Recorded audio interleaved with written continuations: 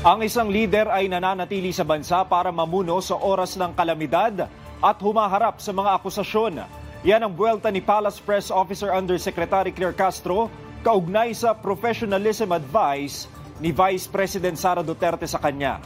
Ayon kay Castro, ang totoong professional ay nakikita sa gawa at hindi sa salita.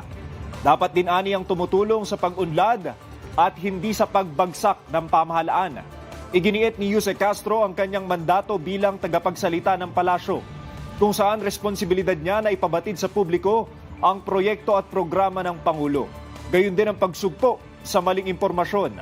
Giit pa ni Castro na tila ang Vice Presidente ang may kakulangan sa tunay na profesionalismo. Kapag hindi niya nasasagot ang aking mga nasasabi, magsisimula na siyang mamersonal at manira ng walang basihan.